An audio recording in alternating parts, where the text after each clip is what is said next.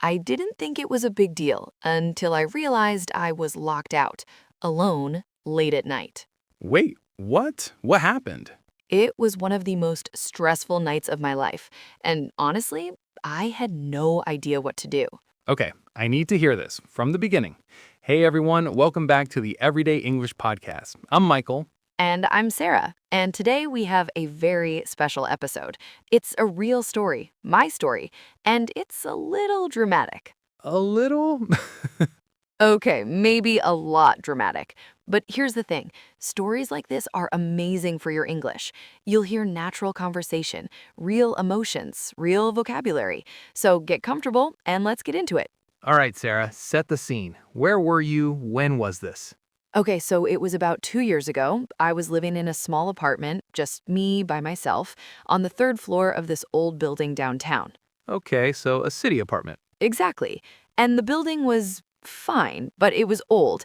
The elevator broke down sometimes, the hallways were a little dark, and the front door, the main entrance, it automatically locked at 10 p.m. Oh, automatically locked. So once it's 10 p.m., Once it's 10 p.m., you need your key fob to get in. The key fob, that's a small electronic device, almost like a keychain, that unlocks the door when you hold it up to a sensor. right, lots of apartment buildings have those. Yes, so normally, no problem. I always had it. But this particular night, What was special about this night? so I had gone out for dinner with a friend, my friend Emma. We went to a restaurant nearby, maybe a 10-minute walk from my apartment. It was a Thursday night, nothing unusual. We had a great dinner, we talked for hours, and by the time we said goodbye outside the restaurant, it was almost midnight. Almost midnight. Okay. And I thought, no problem, my apartment is close. I'll just walk home. The weather was nice, it was a clear night. I remember I was actually in a really good mood. That didn't last long. Oh no. So I'm walking home, feeling great. I get to my building, I walk up to the front door, and I reach into my bag to grab my key fob. And I'm searching and searching. It's not there. It's not there. So I check my pockets, nothing. I go back into my bag, nothing. I put my bag on the ground and I look through everything, every single pocket. That moment when you realize, That's when I started to worry because I knew. Deep down, I already knew. I didn't have my keys. I didn't have my key fob. They weren't in my bag. They weren't in my jacket. They weren't anywhere. what was going through your mind at that point? Okay, so first, denial.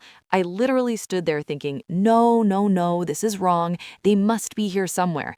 I kept checking the same pockets over and over again. You know that feeling? Oh, absolutely. Like maybe if you check one more time. It'll magically appear. Yes, but it didn't. And then denial turned into, okay, what do I do now? So what did you do? First, I thought, okay, maybe Emma has them. Like maybe my keys fell out at the restaurant. So I pulled out my phone to call her, and I looked at my screen and I saw 9%. 9% battery. 9%. And I hadn't brought a charger. Oh no. This is already bad and it just got worse. I called Emma, she answered, thank goodness, and I said, Emma, did I leave my keys at the restaurant? And she said she'd check, and she put me on hold for what felt like forever. And? Nothing. No keys. The waiter looked around, the manager checked, nothing. So the keys weren't at the restaurant either. Gone. Completely gone. And here I am, standing outside my building at midnight, no keys, 9% battery. That's when I really started to worry. Okay, so walk me through this. It's midnight, you're locked out, low battery. What's the plan? So I thought, I'll call my building manager. Every apartment building has a building manager, or super, short for superintendent, who handles problems, emergencies. This is exactly an emergency, right?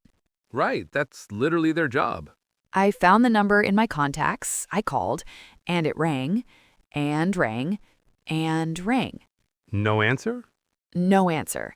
I left a voicemail, then I tried again, still no answer. I checked the building's emergency number, called that, also no answer. That sounds incredibly frustrating. It was. And meanwhile, my battery is dropping 7%, 6%. And then I looked around and I realized I was the only person on the street. Oh, The restaurant area had been busy when I left, but my building, it's on a quieter street, and at midnight, it was completely empty. And I don't know if you've ever been alone on a dark street at midnight, but something didn't feel right. That sounds scary. I started to feel very exposed, like vulnerable. I'm standing there alone with a dying phone, and I can't get inside. The streetlights were okay, but the shadows between them were very dark, and I kept hearing sounds, footsteps, a car slowing down, and every sound made me flinch. What did you do? Did you think about going somewhere else? A cafe? A 24-hour place? I thought about it, but I didn't know what was open that late near my building, and I was scared to walk around alone in the dark. And then it got worse. How? How does it get worse? My phone dropped to 4%, and I suddenly realized I hadn't called my roommate. Wait, I thought you said you lived alone. I did, but, and this is such a Sarah thing to do, my best friend Maya had a spare key to my apartment. I had given it to her months ago for emergencies, and I had completely forgotten. Sarah. I know. So I called Maya, and it went straight to voicemail. Straight to voicemail, because she was asleep, like a normal person at midnight. Of course she was. I texted her, "Maya, please wake up," all caps, and then I sent 3 more messages, and I stood there staring at my phone, waiting for the 3 dots to appear, indicating she was typing back, and nothing. 3% battery at this point? Probably. And I'm just standing there thinking, I'm gonna have to sleep outside. Like, I genuinely started thinking, okay, is there a 24-hour diner? A hotel lobby? I'm gonna have to spend the night somewhere because I literally cannot get into my own home. That is such a helpless feeling. The worst. And then I felt something I hadn't expected. I felt embarrassed. Like, this is so stupid. How do you lock yourself out of your own apartment? Adults don't do this. Oh, Sarah, everyone does this at some point. I know that now, but at midnight, cold, alone, with a dying phone, I felt like the most disorganized person on the planet. Okay, so this is the peak of the panic. You're outside, it's midnight, your phone is almost dead, Maya isn't responding, the building manager isn't answering. What's happening in your head right now? Okay, so I remember this very clearly. I sat down on the step in front of my building, the concrete step right at the entrance, and I just stopped because I realized I was spiraling. I was panicking, and when you panic, you can't think clearly. Spiraling, that's a great word. Can you explain that? Yes, when you're spiraling, it means your thoughts are going in circles, getting worse and worse, and you can't stop them. Like, I'm locked out becomes I have nowhere to go, becomes I'm not safe, becomes my phone is going to die and no one will find me. And none of those thoughts are helping you solve the problem. So, what did you do? I forced myself to slow down. I literally said out loud to myself on the street, like a person who has completely lost it. I said, "Okay, Sarah, stop. What do you actually know right now?" I love that, talking yourself through it. And I listed the facts. Fact 1, I am locked out. Fact 2, I have very little battery. Fact 3, the building manager isn't answering. Fact 4, Maya has a key but isn't responding yet. And then I asked, who else can help me? And? And I thought of someone. My neighbor, the woman who lived on the 2nd floor, Mrs. Chen. We weren't close friends, but we said hello in the hallway, we'd chatted a few times, and I knew she had given me her number once when there was a water leak in the building and we needed to coordinate. You had her number. I had her number, but here's the thing. It's midnight. Calling your neighbor at midnight feels so invasive, embarrassing. I was terrified she'd be angry or scared by a phone call so late. But you called anyway. My phone was at 2%. I had no choice. I called Mrs. Chen. And? It rang. Once, twice, 3 times. I thought she's not going to answer. And then, hello? This sleepy, confused voice. And I said, as calmly as I could, "Mrs. Chen, I am so sorry to call so late. This is Sarah from apartment 3B. I've locked myself out of the building and my phone is about to die. Is there any chance you could come and let me in?" What did she say? She said, and I will never forget this, she said, "Oh goodness, of course, give me 1 second." Ugh, thank goodness. I could have cried. I genuinely almost started crying right there on the step. So Mrs. Chen saved the day. Mrs. Chen is an absolute hero. She came down in her pajamas, she had a little robe on and everything, and she opened the front door for me. And she was so kind. She wasn't annoyed at all. She just said, "Oh, you poor thing, I've done this myself, don't worry." She'd been locked out before, too. Exactly. And in that moment, I realized this happens to people. It's not just me. It's not a sign that I'm a disaster. It's just life. So you got inside. What happened next? I went upstairs to my apartment, I sat on my couch, and my phone died, completely, fully dead, about 30 seconds later. 30 seconds. If I had waited any longer to call Mrs. Chen? You might not have been able to make the call. Exactly. And the next morning, by the way, I found my key fob. Do you want to know where it was? Where? In my coat pocket. My other coat, the one I had worn the day before and just left hanging by the door. Sarah! I know. I had grabbed the wrong coat on my way out. Same style, different pocket.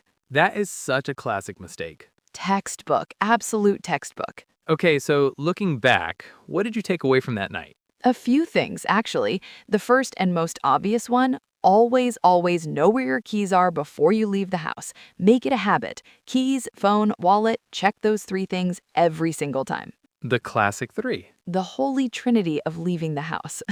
But more seriously, the second lesson was about asking for help. I was so embarrassed to call Mrs. Chen. I kept thinking, I can't bother her, it's so late, she'll be angry. But she wasn't. She was wonderful. And I think a lot of us, not just me, we wait too long to ask for help because we're afraid of being judged or seen as a burden. That's such a human thing. We'd rather suffer alone than inconvenience someone else. Exactly. But most people, most good people, want to help. They just need to be asked. And the third lesson, when you're panicking, stop and list the facts. Don't let your brain spiral into worst case scenarios. What do you actually know? What resources do you actually have? That's genuinely great life advice, not just for being locked out, for any stressful situation. Completely. Because panic doesn't solve problems. Calm thinking does. And I was only able to remember Mrs. Chen's number because I forced myself to slow down and think. If you hadn't done that, I might still be outside, just living on the front step. all right, let's make sure everyone caught the key vocabulary from today's story. Sarah, walk us through the main phrases. Absolutely. Let's go through them. First, locked out. If you are locked out, it means you cannot enter a place because you don't have the key. I was locked out of my apartment. I got locked out of my car. It's a very common phrase. And the opposite, locked in, means you can't get out, like if you're trapped somewhere. Great point. Next, I panicked. To panic means to suddenly feel very scared or anxious and you can't think clearly. When I realized my phone was dying, I panicked. You can also say, don't panic, which means stay calm. And the noun is panic. I was in a panic. Exactly. Next phrase, I didn't know what to do. This is so useful for expressing confusion or helplessness in English. I didn't know what to do. You can also say, I had no idea what to do, same meaning. Very natural, very common. Next, it was late at night. Simple, but important. Late at night means very late, usually after 11 p.m. or midnight. It was late at night and the streets were empty. Compare with last night. Last night just means to previous night, anytime. Good distinction. And finally, I needed help. Another simple but powerful phrase. I needed help, past tense. You required assistance. You can also say, I could use some help, a softer, more polite way to ask. Could you help me? I really need your help. These are phrases that take courage to say, but they're so important. And as Sarah's story shows, when you ask for help, often people are happy to give it. Mrs. Chen forever. Before we go, we have a question for you. Our question of the episode is, what would you do if you got locked out late at night? Think about it. Who would you call? Where would you go? What's your plan? Write your answer in the comments below. In English, of course. It's great practice. Even 2 or 3 sentences is perfect. Tell us your plan. Tell us if this has ever happened to you. We love reading your responses. And if you enjoyed today's episode, please subscribe to the channel. It helps us so much. And share this with a friend who's learning English. Story-based episodes like this one are honestly one of the best ways to improve your listening skills. Because you're not just memorizing grammar rules, you're hearing real emotion, real vocabulary, real situations, and that's how language lives. That's how language lives. I love that. All right, everyone. Thank you so much for listening. Take care of yourselves. Stay safe, And we'll see you in the next episode.